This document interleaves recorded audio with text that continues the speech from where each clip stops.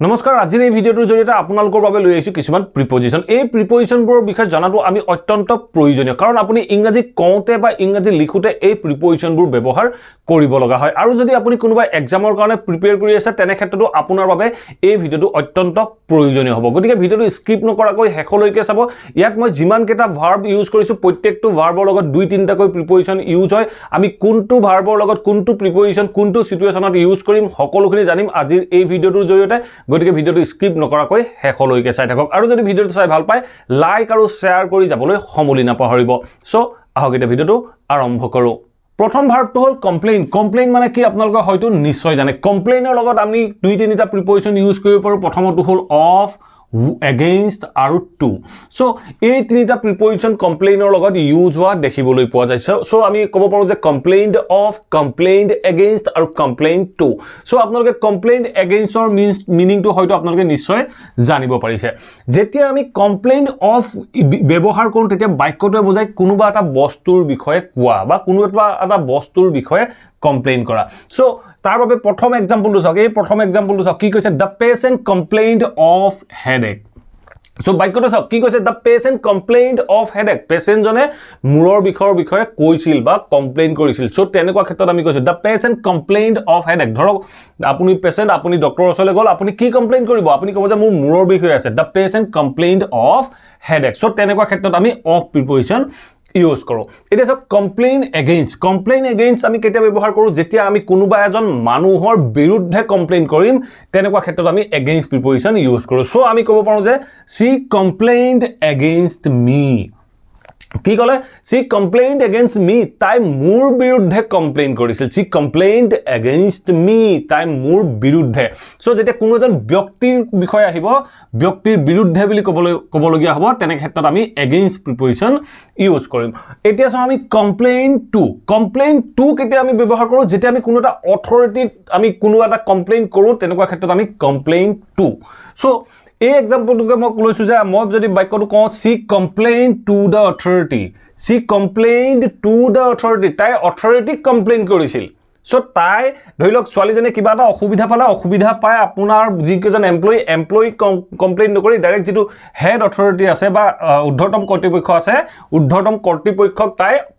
complain কৰিলে so আমি কম she complained to the authority তাই অথৰিটিক কমপ্লেইন কৰিছিল সো তেনেকুৱা ক্ষেত্ৰত আমি কমপ্লেইন টু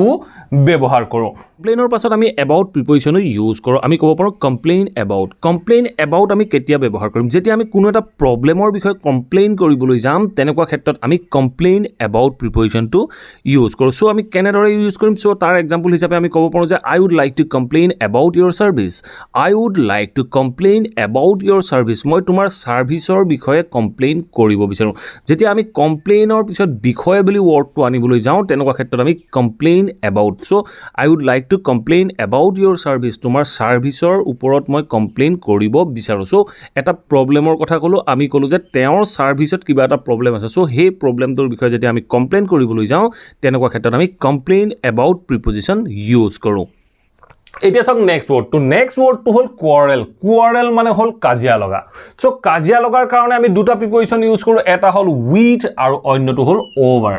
সো সদায় মনত ৰাখিব কোয়াৰেল উইথ আমি ইউজ কৰো ব্যক্তিৰ লগত আৰু কোয়াৰেল ওভাৰ মানে কিবা বস্তু কিবা বিষয় লৈ যেতিয়া কাজিয়া কৰে তেনেকুৱা ক্ষেত্ৰত আমি ওভাৰ প্ৰিপজিশন ইউজ কৰো সো এই কনসেপ্টটো মনত ৰাখি ললে হল কোয়াৰেল উইথ কোয়াৰেল ওভাৰ উইথ হ'ব পাৰ্সনৰ লগত আৰু আপোনাৰ ওভাৰ হ'ব যেতিয়া আমি কোনো এটা বিষয় বা কোনো এটা বস্তু লৈ আমি কাজিয়া কৰো সো আপোনালোকৰ বাবে দুটা এক্সাম্পল আছে এক্সাম্পল দুটা চালে আপোনালোকে সহজে বুজি পাব সো মই ক'ব পাৰো যে she quarreled with her brother তাই ভায়েকৰ লগত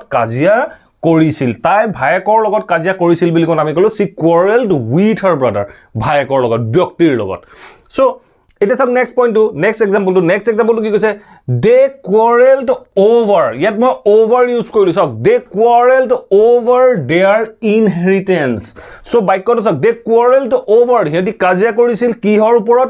their inheritance তেখেতসকলৰ পৈতৃক সম্পত্তিক লৈ কাজিয়া কৰিছিল তেখেতসকলে কি লৈ কাজিয়া কৰিছিল পৈতৃক সম্পত্তি সো তেনেকুৱা ক্ষেত্ৰত আমি quarrel over কিবা এটা বস্তুৰ ওপৰত বা কিবা এটা বিষয়ৰ ওপৰত বুলি ক'বলৈ যাওঁতে আমি over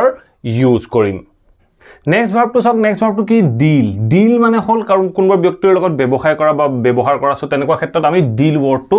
ব্যৱহাৰ কৰোঁ ডিলৰ লগত দুটা প্ৰিপজিশন ইউজ হয় প্ৰথম প্ৰিপজিশনটো হ'ল ডিল উইথ বা ডিল in so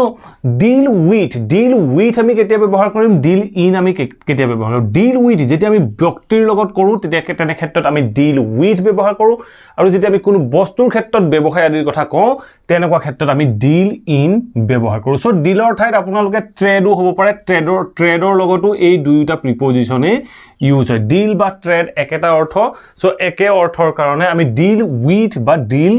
in ঠিক তেনে ধৰণে trade with trade in আমি ব্যৱহাৰ কৰিব পাৰো সো দুটা एग्जांपल আছে एग्जांपलৰ মাধ্যমেৰে বুজিবলৈ যত্ন কৰো আৰু আপোনালোকে এই পইণ্টখিনি নোট কৰি যাবলৈ যত্ন কৰিব সো প্ৰথম বাক্যটো চাওক প্ৰথম বাক্যটো কি কৈছে I don't know how to deal with her I don't know বাক্যটো চাওক I don't know মই নাজানো how to deal with her so তাইৰ লগত কেনেদৰে ব্যৱহাৰ কৰিব লাগে মই নাজানো সো তেনেকুৱা ক্ষেত্ৰত কৈছো I don't know how to deal with her so ব্যক্তি হোৱা কাৰণে হাৰ আছে হাৰ থকা কাৰণে আমি deal with ব্যৱহাৰ কৰিলো ঠিক তেনে ধৰণে নেক্সট সেন্টেন্স চাওক নেক্সট সেন্টেন্স আমি deal inৰ লৈছো সো আমি কম they deal in software হেতি সফটওয়্যাৰ লগত ব্যৱসায় কৰে সফটওয়্যাৰ ব্যৱসায় কৰে সো তেনেকুৱা ক্ষেত্ৰত মই বাক্য দিছো they deal in software so software কোনো ব্যক্তি নহয় এটা সফটওয়্যাৰ এটা কোনো বস্তু হয় সো তেনেকুৱা ক্ষেত্ৰত আমি deal in সো বস্তুৰ ক্ষেত্ৰত in আৰু ব্যক্তিৰ লগত আমি deal with ব্যৱহাৰ কৰো সো আপোনালোকে মনত ৰাখি লব এটা চাওক নেক্সট ভাৰ্বটো হ'ল angry ৰ লগত আমি দুটা প্ৰিপজিশন ইউজ কৰো angry with আৰু at angry with আমি কেতিয়া ব্যৱহাৰ কৰিম angry at কেতিয়া ব্যৱহাৰ কৰিম angry ৰ লগত with হ'ব সদায় ব্যক্তিৰ ক্ষেত্ৰত আৰু at হ'ব সদায় কথা বা বস্তুৰ ক্ষেত্ৰত সো তেনেকুৱা ক্ষেত্ৰত আপোনালোকে মনত ৰাখিব ব্যক্তিৰ ক্ষেত্ৰত সদায় with আৰু কথা বা কিবা বস্তুৰ ক্ষেত্ৰত আমি at প্ৰিপজিশন ইউজ কৰিম সো দুটা एग्जांपल আছে एग्जांपल দুটা চাওক ফাৰ্স্ট एग्जांपल কি কৈছে my father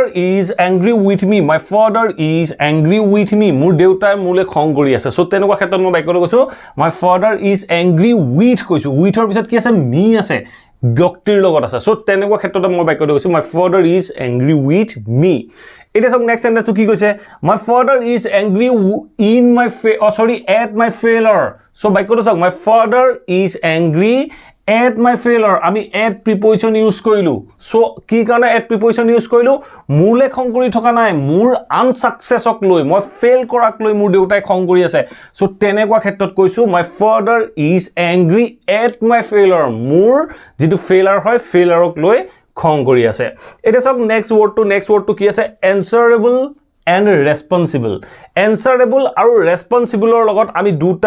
দুটা প্ৰিপজিশন ইউজ কৰো সো answerable আৰু responsible লগত আমি দুটা প্ৰিপজিশন ইউজ কৰো সেই দুটা প্ৰিপজিশন হ'ল for আৰু to for to আমি ব্যৱহাৰ কৰো কাৰণে বুজাবলৈ আৰু to ব্যৱহাৰ কৰো আমি কোনো ব্যক্তিক সো ধৰক আপুনি কলে তুমি তোমাৰ মিসবিহেভৰ কাৰণে তুমি answerable হবা আৰু আমি যদি ক'ব লগা হয় মই মোৰ বছক মই উত্তৰ দিব লাগিব সো তেনেকুৱা ক্ষেত্ৰত আমি answerable for আৰু to ব্যৱহাৰ কৰো যেটা एग्जांपल চাব সহজ হৈ পৰিব সো ফাৰ্স্ট एग्जांपलটো চাওক কি কৈছে you are answerable তুমি মানে answerable হয় সো তুমি আনসার দিব লাগিব কি কাৰণে for your misbehave তোমাৰ misbehaveৰ কাৰণে তুমি তাৰ উত্তৰ দিব লাগিব সো তেনেকুৱা ক্ষেত্ৰত for your misbehave সো কাৰণে answerable for মানে কাৰণে বুজাব কি কাৰণে উত্তৰ দিব লাগে তাৰ বিষয়ে ক'ব responsible for your misbehave so answerable responsible দুইটা ক্ষেত্ৰতে for আৰু to ব্যৱহাৰ হয় সো আমি ক'ব পাৰো you are answerable for your misbehave you are responsible for your misbehave so কাৰণে বুজালে এতিয়া চাওক 2 নম্বৰ एग्जांपल কি কৈছে I will be answerable to boss মই বছক আনসার দিব লাগিব I will be answerable মই বছক উত্তৰ দিব লগিয়া হ'ব পাৰে সো তেনেকুৱা ক্ষেত্ৰত কৈছো I will be answerable to boss if you do this kind of mistake I will be answerable to boss if you do this kind of mistake তুমি যদি এনে ধৰণৰ ভুল কৰা I will be answerable to boss মই বছক উত্তৰ দিব লাগিব সো তেনেকুৱা ক্ষেত্ৰত ব্যক্তিক দিবলৈ যাওঁতে আমি to ব্যৱহাৰ কৰিম আৰু কাৰণে বুজালে আমি for প্ৰিপজিশন এই ভাৰ্ববোৰৰ লগত ইউজ কৰিম নেক্সট ওয়ার্ডটো কি আছে ডিক্লাইন মানে হল কমি অহা সো ডিক্লাইন অফ মানে হল শেষ হোৱা আৰু ডিক্লাইন ইন মানে হল কমি অহা সো শেষ হোৱা বুলি ক'লে আমি কম ডিক্লাইন অফ আৰু কমি অহা বুলি ক'লে আমি কম ডিক্লাইন ইন সো দুটা এক্সাম্পল আছে এক্সাম্পল দুটা চাওক সো ফাৰ্স্ট এক্সাম্পলটো কি কৈছে the economy declined of a million job so বাক্যটো চাওক কি কৈছে the economy declined of economy কি কৰিলে শেষ কৰিলে কি শেষ কৰিলে এ মিলিয়ন অফ জব মানে 1 মিলিয়ন জব শেষ কৰি দিলে 1 মিলিয়ন জব মানে মানুহৰ চাকৰি শেষ কৰি দিলে সো তেনেকুৱা ক্ষেত্ৰত আমি বাক্যটো কৈছো the economy declined of a million job so মানে ইকোনমিটোৱে 1 মিলিয়ন চাকৰি শেষ কৰি দিলে ডিক্লাইনড অফ এ শেষ বুজাব ঠিক তেনে ধৰণে নেক্সট সেন্টেন্স চাওক কি কৈছে হি ৰিপৰ্টস তেওঁ ৰিপৰ্ট কৰিছিল কি ৰিপৰ্ট কৰিছিল he reports a small decline in profits so বাক্যটো চাওক হি ৰিপৰ্টস তেওঁ ৰিপৰ্ট কৰিছিল কি ৰিপৰ্ট কৰিছিল এ স্মল ডিক্লাইন এটা সৰু কম পৰিমাণৰ ডিক্লাইন কমিছিল ইন প্ৰফিট তেওঁ মানে প্ৰফিটত এটা সৰু এমাউন্ট কমিছে বুলি ৰিপৰ্ট কৰিছিল সো এই এনে ধৰণৰ ডিক্লাইনড ইন মানে হল কমা সো ঠিক তেনে ধৰণে নেক্সট ওয়াৰ্ডটো চাওক কি কৈছে এক্টৰ লগত অনু ব্যৱহাৰ কৰো আমি এক্টৰ লগত ফৰো ব্যৱহাৰ কৰো এক্ট আমি কেতিয়া এক্টৰ লগত কেতিয়া অন ব্যৱহাৰ কৰো যেতিয়া কোনো এটা বস্তুৰ ওপৰত কাম কৰা বুজাম তেনেকুৱা ক্ষেত্ৰত আমি act on he act on that matter so আমি ডেফিনেটলি কওঁ হি এক্ট অন দ্যাট মেটাৰ হি হে মেটাৰটোত এক্ট কৰিছিল সো তেনেকুৱা ক্ষেত্ৰত এক্ট অন সো বাক্যটো চাওক কি কৈছে he acted on that subject he acted on that subject হে বিষয়টো তেওঁ কাম কৰিছিল সো তেনেকুৱা ক্ষেত্ৰত মই বাক্যটো কৈছো হি এক্টেড অন দ্যাট সাবজেক্ট তেওঁ সেই সাবজেক্টটোত কাম কৰিছিল ঠিক তেনে ধৰণে এক্ট ফৰ মানে হল কাৰোবাৰ কাৰণে কাম কৰা যেতিয়া কাৰোবাৰ কাৰণে কাম কৰা বুজাব তেনেকুৱা ক্ষেত্ৰত আমি এক্ট ফৰ ইউজ কৰিম তেতিয়া আমি কম I authorized her to act for me মোৰ হৈ কাম কৰিবৰ কাৰণে মোৰ হৈ এক্ট কৰিবৰ কাৰণে মই তাইক অথৰাইজ কৰিছিল সো বাক্যটো গলো I authorized her to act for me মোৰ হৈ কাম কৰিবৰ কাৰণে মোৰ হৈ এক্ট কৰিবৰ কাৰণে মই তাইক অথৰাইজ কৰিছিল এটা চাওক নেক্সট ওয়াৰ্ডটো ব্লাইন্ড মানে হল অন্ধ সো ব্লাইন্ডৰ লগত দুটা প্ৰিপজিশন ইউজ হয় ইন আৰু অফ সো ইয়াত চাওক মই ইনৰ তলত 1 লিখি থৈছো অফৰ তলত সৰি অফৰ তলত 2 লিখি থৈছো সো ব্লাইন্ড ইন মানে হল এটা চকু অন্ধ তেনেকুৱা ক্ষেত্ৰত আমি blind in he is blind in তাৰ মানে এটা চকু অন্ধ হি ইজ ব্লাইন্ড অফ মানে হল যেতিয়া দুইটা চকু অন্ধ হ'ব তেনেকুৱা ক্ষেত্ৰত আমি ব্লাইন্ড অফ প্ৰিপজিশন ইউজ কৰিম সো আপোনালোকে মনত ৰাখি ল'ব সো মই এই কেটা ওয়াৰ্ডৰ কোনো এক্সাম্পল দিয়া নাই নহয়তো ভিডিওটো যথেষ্ট দীঘলীয়া হৈ যায় সো নেক্সট ওয়াৰ্ডটো চাওক নেক্সট ওয়াৰ্ডটো কি কৈছে এগ্ৰিৰ লগত দুটা প্ৰিপজিশন ইউজ হয় সো অলৰেডি মই ইয়াৰ আগৰ ভিডিওটোত মই প্ৰিপজিশনৰ ভিডিওটোত এগ্ৰিৰ ওপৰত দুই এটা কুৱেশ্যন আনিছিলো এগ্ৰি উইথ আমি ব্যৱহাৰ কৰো যেতিয়া আমি ব্যক্তিৰ লগত বুজাবলৈ যাওঁ তেতিয়া যেতিয়া আমি কোনো কথাত বুজাবলৈ যাওঁ তেতিয়া আমি টু প্ৰিপজিশন ইউজ কৰো আমি কওঁ agree with I agree with you মই তোমাৰ কথাত সন্মত ঠিক তেনেধৰণে I agree to your proposal মই তোমাৰ কথাত সন্মত সো যেতিয়া ব্যক্তিৰ লগত সন্মত হয় উইথ আৰু কথাত সন্মত হলে টু ঠিক তেনেধৰণে মেক বা মেক বা মেডৰ লগত দুটা প্ৰিপজিশন ইউজ হয় অফ আৰু ফ্ৰম অন্য কিছুমান প্ৰিপজিশন ইউজ হয় সো এখিনি বেলেগ পাৰপজত ইউজ হয় made in so made by so এনে ধৰণে ইউজ হয় মেড ইন মানে হল কোড বনাই সো মেড বাই মানে কাৰ দ্বাৰা বনোৱা হয় সো তেনেকুৱা হেখিনি বেলেগ কথা সো এটা চাওক মেড অফ মানে হল যেতিয়া এটা বস্তুৰ পৰা অন্য এটা বস্তু বনোৱা হয় মেড ফ্ৰম মানে হল এটা বস্তুৰ পৰা অন্য এটা বস্তু বনোৱা হয় সো এইখিনিতে এটা কনসেপ্টই মনত ৰাখিব মেড অফ মানে হল যিটো বস্তুৰ পৰা অন্য এটা বস্তু বনোৱা হল সেই বস্তুটোৰ কোনো গুণাগুণৰ পৰিৱৰ্তন নহয় মানে যিটো বস্তুৰ পৰা অন্যটো বস্তু বনোৱা হল সেই প্ৰথম বস্তুটোৰ গুণাগুণৰ পৰিৱৰ্তন নহয় ধৰক কাঠৰ পৰা টেবুল এখন বনোৱা হল সো কাঠৰ কোনো গুণাগুণ পৰিৱৰ্তন হোৱা নাই সো তেতিয়া আমি কম this table is made of wood এই টেবুলখন কাঠৰ পৰা বনোৱা হৈছে সো আমি ক'ব পাৰো shoes are made of leather জুতাবোৰ লেডাৰৰ পৰা বনোৱা হৈছে সো লেডাৰৰ ক্ষেত্ৰত কি হয় লেডাৰৰ কোনো গুণাগুণ পৰিৱৰ্তন নহয় সো তেনেকুৱা ক্ষেত্ৰত আমি মেড অফ ইউজ কৰো এতিয়া চাওক মেড ফ্ৰম আমি ব্যৱহাৰ কৰো যেতিয়া যিটো বস্তুৰ পৰা অন্য এটা বস্তু বনোৱা হয় প্ৰথম বস্তুটোৰ যিটো গুণাগুণ হয় গুণাগুণটো পৰিৱৰ্তন হয় অন্য এটা বস্তুলৈ ৰূপান্তৰিত হ'ব যেনে আপুনি ক'ব পাৰে যে পনীৰ গাখীৰৰ পৰা বনোৱা হয় cheese is made from milk গাখীৰৰ পৰা পনীৰ বনোৱা হয় সো বাক্যটো চাওক গাখীৰটো পৰিৱৰ্তন হৈ কি হ'লগে পনীৰ হ'লগে ঠিক তেনেধৰণে আমি ক'ব পাৰো যে curd is made from milk bread is made from wheat bread ক'ৰ পৰা বনোৱা হয় wheator